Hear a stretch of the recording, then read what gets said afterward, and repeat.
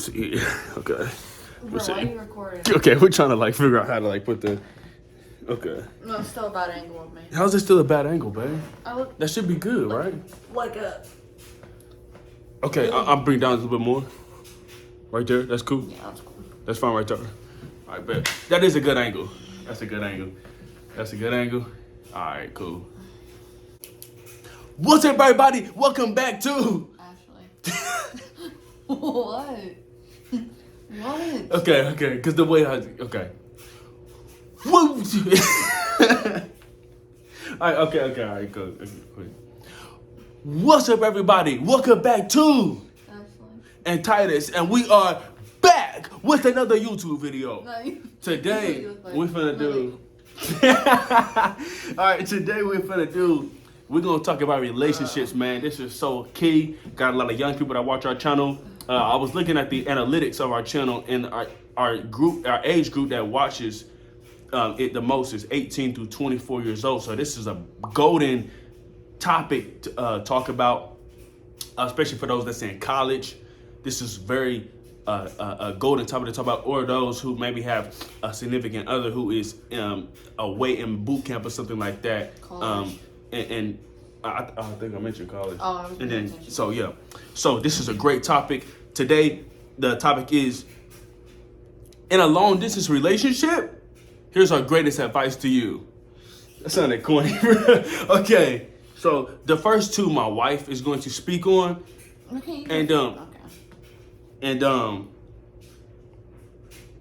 I wrote some things down, some notes here, and so we're going to just read them all to you and explain, what we have gone through and why we talk about this. Taking these off because I can't even see you. Okay.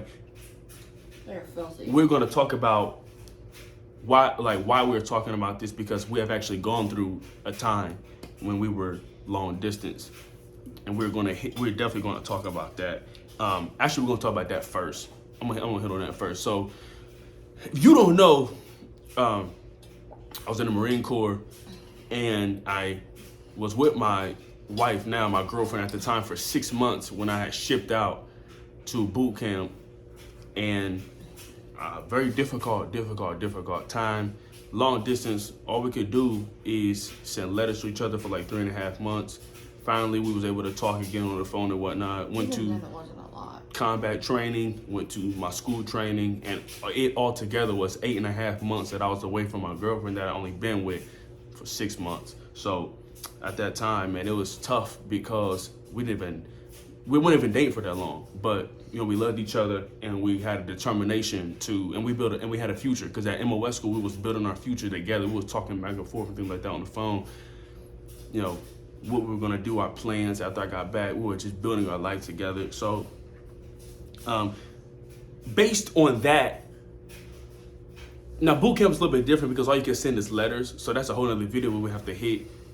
But the main thing I want to hit on is when you do have your phone and different things like that, what to do to keep your relationship strong. So the first thing my wife mentioned, well, I'll go and let you. You want me to read without my glasses? I'll go ahead and let you. And let you. And let my wife go. Communication. You gotta have that, like. Key. Hold on. I don't know what I'm trying to say. Just bear with me for a second. Communication in a long distance relationship is sometimes like left out because you don't get to. Well, in our situation, we didn't get to talk much. Like, even when he had his phone, it was still like once or twice a day, and it was for like 10 minutes at MOS. At MCT. MOS was a little different. That was longer, but MCT, it was still like barely talked. So you still have to fight to have that communication, or else it's not gonna work out. That's okay. Actually, we got in quite a few arguments because we didn't have that communication. Not arguments, but like disagreements, misunderstanding. Like we misunderstood each other a lot because we didn't. We were still getting used to being able to talk in person. Well, talk on the phone and text. Right. That we had forgot how to communicate with each other, if that makes sense. So you gotta have that communication. That's the number one key. That man. Especially long distance. And that's 'cause I was gonna say that's the root of every relationship. Whether it's with a significant other, with your mom, friend, brother, sister, cousin, no matter what, communication is the key. Especially in a relationship that is with a significant other or marriage or whatnot, that's the key. Communication, especially when it's long distance, like my wife said, man, like, because I was asking her, hey, what's some things that communication was the first thing that popped in her head, because it's so key. It is so key. You have to communicate, you have to talk, right? Because if you're not talking to that significant other, right, somebody else is gonna slide in there and be in their DMs or messaging them or Snapchatting them. So you have to have that communication, and that actually leads into the second thing that my wife said. And how do you have that communication? You have to make time for each other, right? So can you maybe explain more in detail what you meant by that, making time for each other? Oh yeah. So people tend to get to lose that time for each other just because you're long distance. They think, okay, well, I don't have time for this, this, and this. Like if you're in college, after classes, make time, because there's a lot of long distance colleges. You know, one might be on campus, and one might be in a different campus, or one might be at home. Different state, yeah. Yeah, so you still have to have that time for each other. Like after classes, you might be tired, but at least like call for 10, 20 minutes, text, and then go do homework, take a break. For us, there's times he was not supposed to be on his phone. And he would still say, I love you, or how's your day, or I miss you. It'd be times where he was doing, because they work you hard in the Marines from what he said. So there was times where he would get back from whatever he was doing after a long day, and he would still call me, even if it was at 11 o'clock and he had to go and be up by 4 o'clock? 4:30 in the morning, Yeah. So there's no reason you can't make time for each other if you really love each other. That's facts. Yeah, if you love that person enough, you're going to make time. Yeah. It's a valiant effort that you have to put in. Yeah, and there's times where I had school the next day. Wait, was I in school? Yeah, I was. For a little bit of it. Yeah, because you missed my graduation. Yeah. There's times where I would have school the next day and I would still stay up to talk to him. Yeah.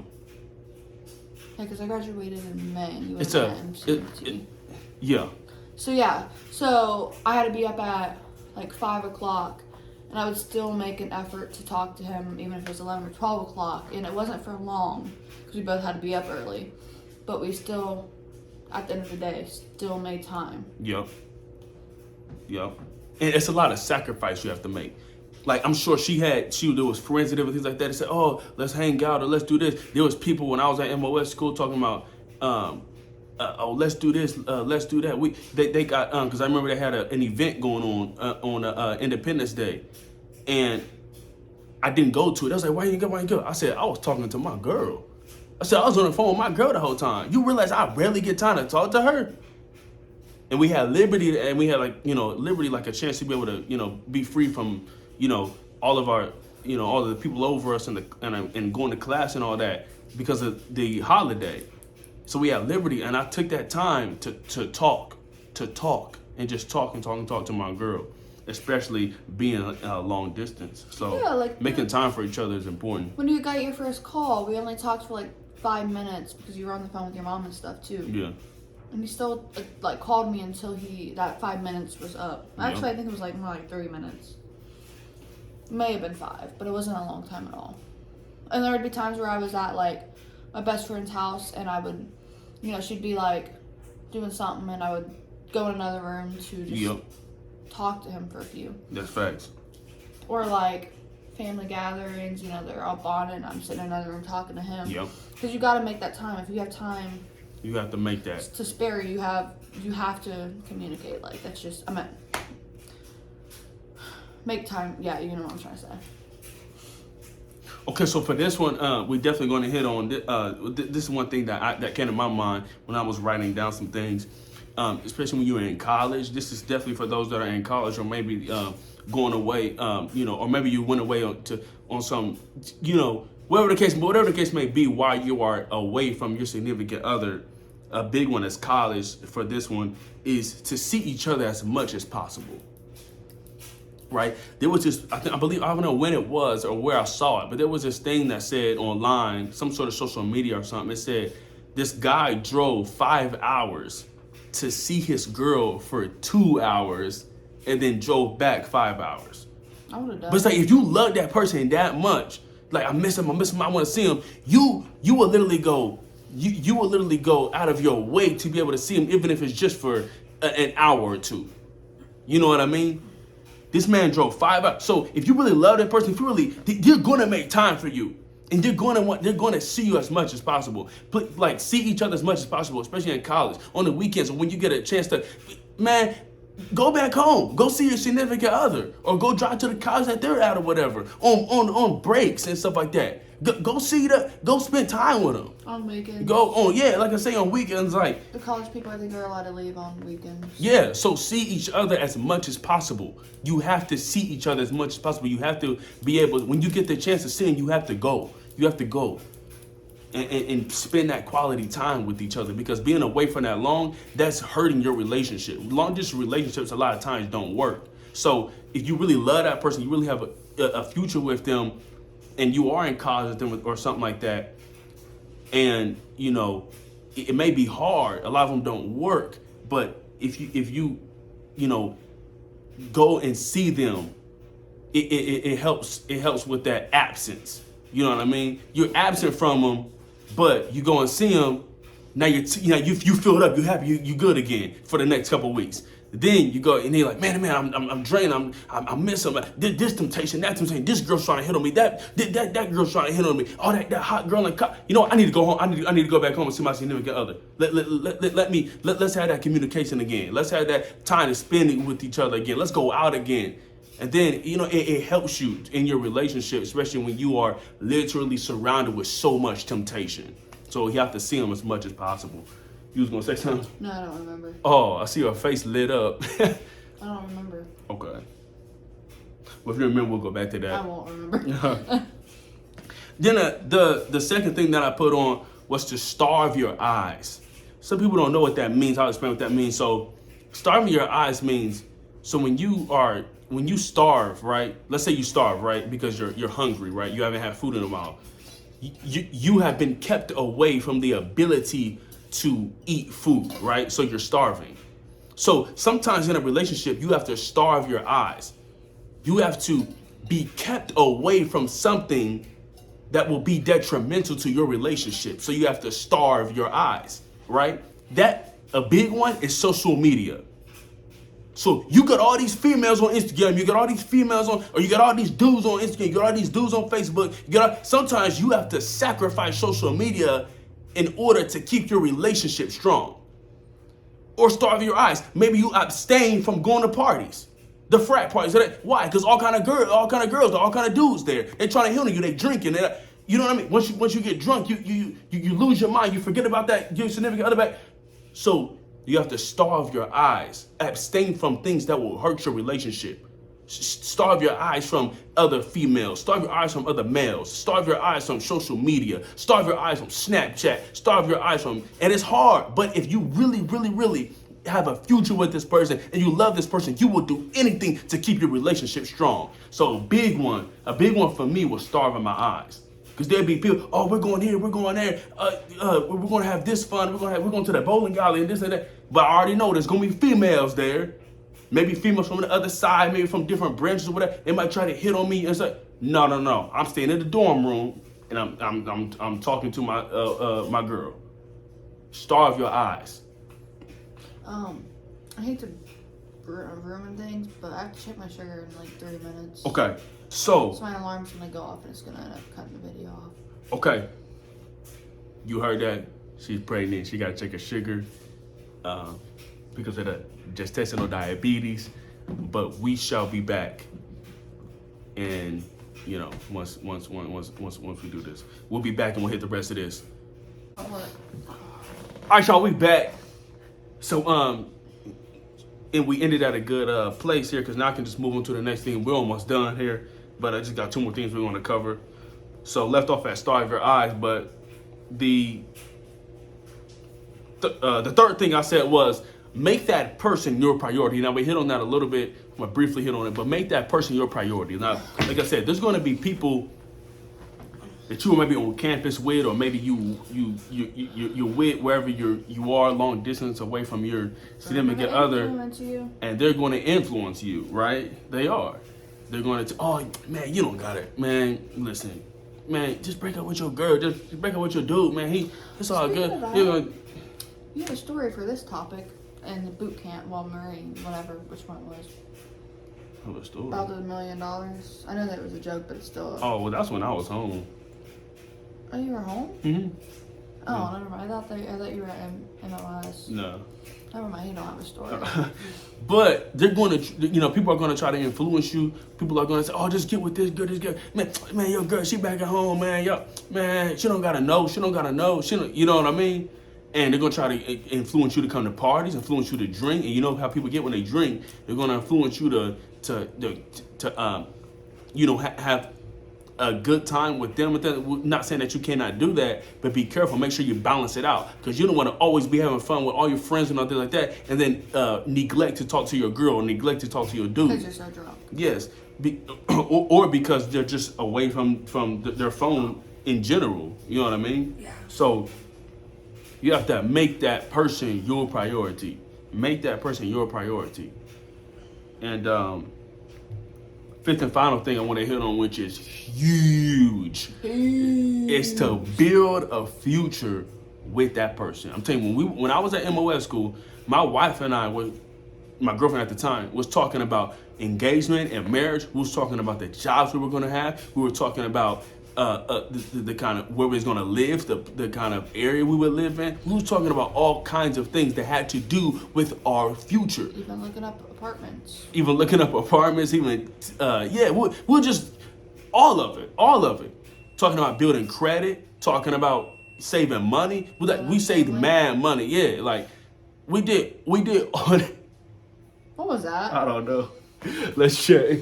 Oh, it's a Rumpke truck. Oh, I was like, trash truck. Out that early. So yeah, but we were sorry about that. But we were talking about everything that had to do with adulthood and marriage and our future. We were building it while we were away from each other, because as soon as we got home, we got to it.